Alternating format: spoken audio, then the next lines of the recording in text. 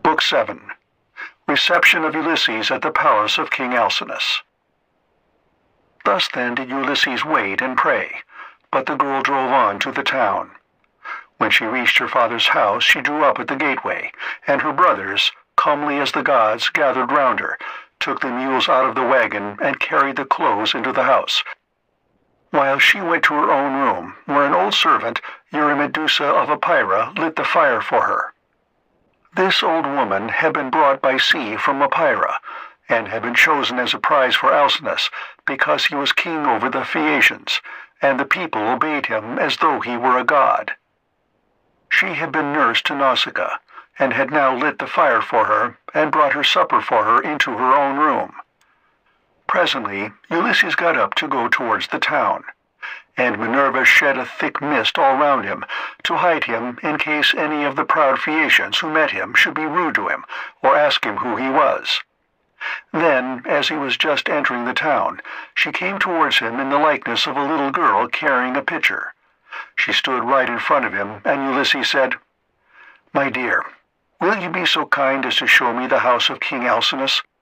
I am an unfortunate foreigner in distress, and do not know one in your town and country." Then Minerva said, "Yes, father stranger, I will show you the house you want, for Alcinous lives quite close to my own father. I will go before you and show the way, but say not a word as you go, and do not look at any man, nor ask him questions, for the people here cannot abide strangers, and do not like men who come from some other place. They are a seafaring folk, and sail the seas by the grace of Neptune in ships that glide along like thought, or as a bird in the air." On this she led the way, and Ulysses followed in her steps. But not one of the Phaeacians could see him as he passed through the city in the midst of them, for the great goddess Minerva, in her good will towards him, had hidden him in a thick cloud of darkness. He admired their harbors, ships, places of assembly, and the lofty walls of the city, which, with the palisade on top of them, were very striking. And when they reached the king's house, Minerva said, "This is the house, father stranger, which you would have me show you. You will find a number of great people sitting at table, but do not be afraid. Go straight in, for the bolder a man is, the more likely he is to carry his point, even though he is a stranger. First find the queen. Her name is Arete, and she comes of the same family as her husband Alcinous. They both descend originally from Neptune, who is father to Nausicaa by Parabia, a woman of great beauty. Parabia was the youngest daughter of Eurymedon, who at one time reigned over the giants, but he ruined his ill-fated people and lost his own life to boot. Neptune, however, lay with his daughter, and she had a son by him, the great Nausicaa, who reigned over the Phaeacians. Nausicaa had 2 sons, Rhexenor and Alcinous. Apollo killed the first of them while he was still a bridegroom, and without male issue. But he left a daughter, Arete, whom Alcinous married, and honors as no other woman is honored of all those that keep house along with their husbands. Thus she both was, and still is, respected beyond measure by her children, by Alcinous himself, and by the whole people, who look upon her as a goddess, and greet her whenever she goes about the city, for she is a thoroughly good woman both in head and heart. And when any women are friends of hers, she will help their husbands also to settle their disputes. If you can gain her goodwill, you may have every hope of seeing your friends again, and getting safely back to your home and country." Then Minerva left Scheria and went away over the sea. She went to Marathon and to the spacious streets of Athens, where she entered the abode of Erechtheus. But Ulysses went on to the house of Alcinous, and he pondered much as he paused a while before reaching the threshold of bronze, for the splendor of the palace was like that of the sun or moon. The walls on either side were of bronze from end to end, and the cornice was of blue enamel. The doors were gold and hung on pillars of silver that rose from a floor of bronze, while the lintel was silver and the hook of the door was of gold. On either side there stood gold and silver mastiffs, which Vulcan, with his consummate skill, had fashioned expressly to keep watch over the palace of King Alcinous. so they were immortal and could never grow old. Seats were raised all along the wall, here and there from one end to the other, with coverings of fine woven work which the women of the house had made. Here the chief persons of the Phaeacians used to sit and eat and drink, for there was abundance at all seasons, and there were golden figures of young men with lighted torches in their hands, raised on pedestals, to give light by night to those who were at table. There are 50 maidservants in the house, some of whom are always grinding rich yellow grain at the mill, while others work at the loom, or sit and spin, and their shuttles go backwards and forwards like the fluttering of aspen leaves, while the linen is so closely woven that it will turn oil. As the Phaeacians are the best sailors in the world, so their women excel all others in weaving, for Minerva has taught them all manner of useful arts, and they are very intelligent. Outside the gate of the outer court, there is a large garden of about 4 acres with a wall all round it. It is full of beautiful trees, pears, pomegranates, and the most delicious apples. There are luscious figs also, and olives in full growth. The fruits never rot nor fail all the year round, neither winter nor summer, for the air is so soft that a new crop ripens before the old has dropped. Pear grows on pear, apple on apple, and fig on fig, and so also with the grapes, for there is an excellent vineyard. On the level ground of a part of this, the grapes are being made into raisins. In another part, they are being gathered. Some are being trodden in the wine tubs. Others further on have shed their blossom and are beginning to show fruit. Others again are just changing color. In the furthest part of the ground, there are beautifully arranged beds of flowers that are in bloom all the year round. 2 streams go through it, the one turned in ducts throughout the whole garden, while the other is carried under the ground of the outer court to the house itself, and the townspeople draw water from it. Such then were the splendors with which the gods had endowed the house of King Alcinous. So here Ulysses stood for a while and looked about him, but when he had looked long enough, he crossed the threshold and went within the precincts of the house. There he found all the chief people among the Phaeacians making their drink offerings to Mercury, which they always did the last thing before going away for the night. He went straight through the court, still hidden by the cloak of darkness in which Minerva had enveloped him, till he reached Arete and King Alcinous. Then he laid his hands upon the knees of the queen, and at that moment the miraculous darkness fell away from him, and he became visible. Everyone was speechless with surprise at seeing a man there, but Ulysses began at once with his petition. "Queen Arete," he exclaimed, "daughter of the great Rhexenor, in my distress I humbly pray you, as also your husband and these your guests, whom may heaven prosper with long life and happiness, and may they leave their possessions to their children and all the honors conferred upon them by the state, to help me home to my own country as soon as possible, for I have been long in trouble and away from my friends." Then he sat down on the hearth among the ashes, and they all held their peace, till presently the old hero Aeneas, who was an excellent speaker and an elder among the Phaeacians, plainly and in all honesty addressed them thus. "Alcinous," said he, "it is not creditable to you that a stranger should be seen sitting among the ashes of your hearth. Everyone is waiting to hear what you are about to say. Tell him, then, to rise and take a seat on a stool inlaid with silver, and bid your servants mix some wine and water, that we may make a drink offering to Jove, the Lord of Thunder, who takes all well-disposed suppliants under his protection. And let the housekeeper give him some supper, of whatever there may be in the house." When Alcinous heard this, he took Ulysses by the hand, raised him from the hearth, and bade him take the seat of Laodamas, who had been sitting beside him, and was his favorite son. A maidservant then brought him water in a beautiful golden ewer, and poured it into a silver basin for him to wash his hands, and she drew a clean table beside him. An upper servant brought him bread, and offered him many good things of what there was in the house. And Ulysses ate and drank.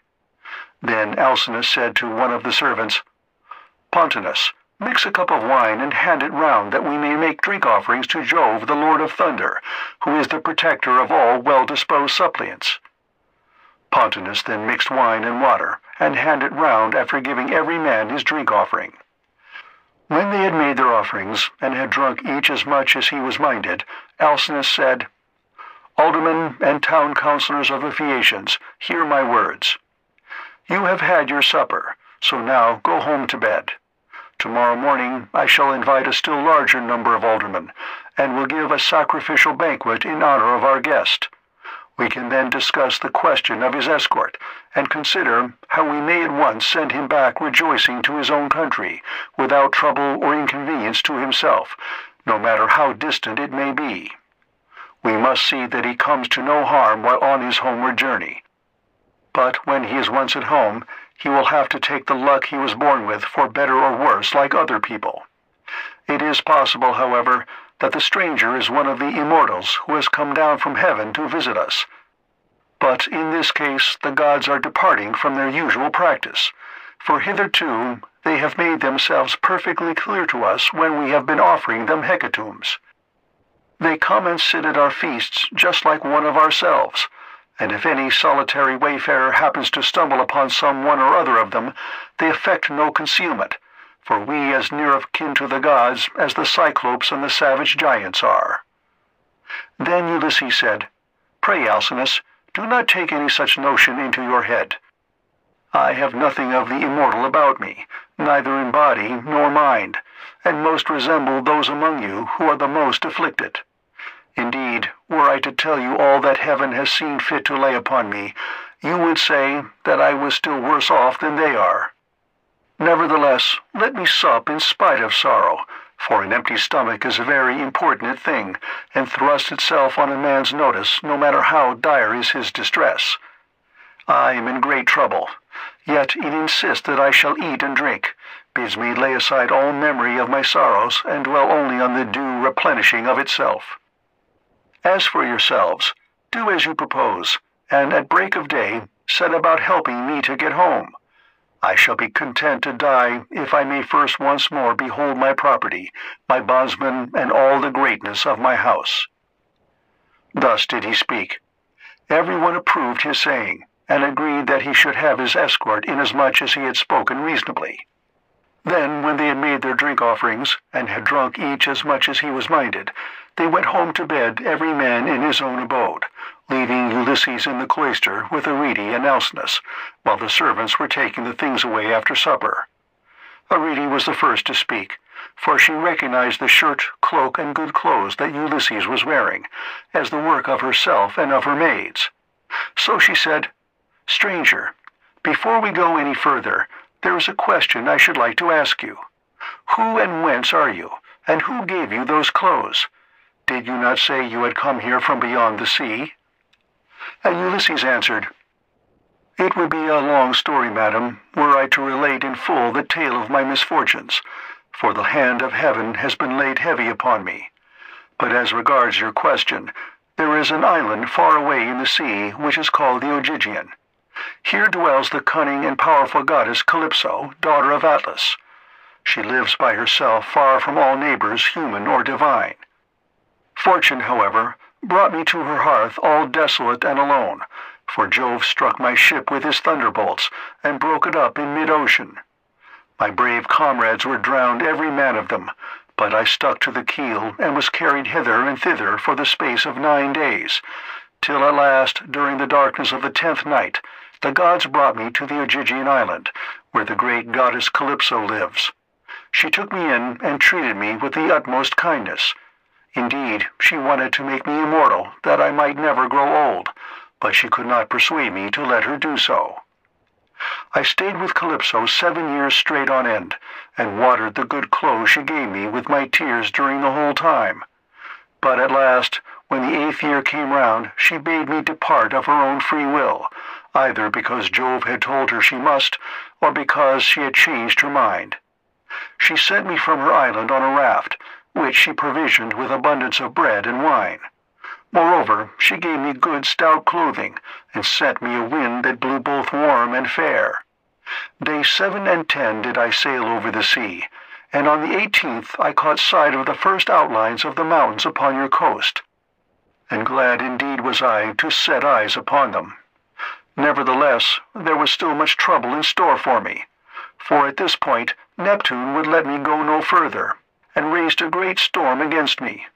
The sea was so terribly high that I could no longer keep to my raft, which went to pieces under the fury of the gale, and I had to swim for it, till wind and current brought me to your shores. There I tried to land, but could not, for it was a bad place, and the waves dashed me against the rocks. So I again took to the sea, and swam on till I came to a river that seemed the most likely landing place, for there were no rocks, and it was sheltered from the wind. Here, then, I got out of the water and gathered my senses together again. Night was coming on, so I left the river and went into a thicket, where I covered myself all over with leaves, and presently heaven sent me off into a very deep sleep.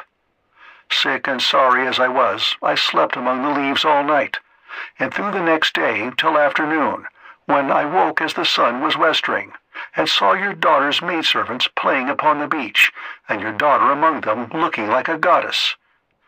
I besought her aid, and she proved to be of an excellent disposition, much more so than could be expected from so young a person, for young people are apt to be thoughtless. She gave me plenty of bread and wine, and when she had had me washed in the river, she also gave me the clothes in which you see me. Now, therefore, though it has pained me to do so, I have told you the whole truth." Then Alcinous said, "Stranger, it was very wrong of my daughter not to bring you on at once to my house along with the maids, seeing that she was the first person whose aid you asked." "Pray do not scold her," replied Ulysses. "She is not to blame. She did tell me to follow along with the maids, but I was ashamed and afraid, for I thought you might perhaps be displeased if you saw me. Every human being is sometimes a little suspicious and irritable." "Stranger," replied Alcinous, "I am not the kind of man to get angry about nothing. It is always better to be reasonable. But by Father Jove, Minerva, and Apollo, now that I see what kind of person you are, and how much you think as I do, I wish you would stay here, marry my daughter, and become my son-in-law.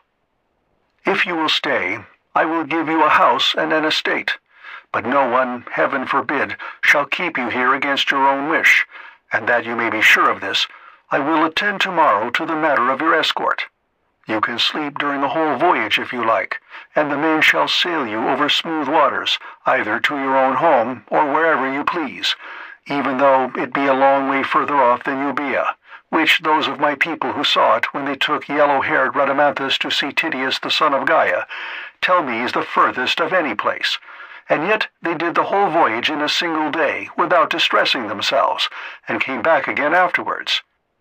You will thus see how much my ships excel all others, and what magnificent oarsmen my sailors are." Then was Ulysses glad, and prayed aloud, saying, "Father Jove, grant that Alcinous may do all as he has said, for so he will win an imperishable name among mankind, and at the same time I shall return to my country." Thus did they converse. Then Arete told her maids to set a bed in the room that was in the gatehouse, and make it with good red rugs, and to spread coverlets on the top of them with woolen cloaks for Ulysses to wear. The maids thereon went out with torches in their hands, and when they had made the bed, they came up to Ulysses and said, "Rise, sir stranger, and come with us, for your bed is ready." And glad indeed was he to go to his rest. So Ulysses slept in a bed placed in a room over the echoing gateway. But Alcinous lay in the inner part of the house with the queen his wife by his side. End of Book 7.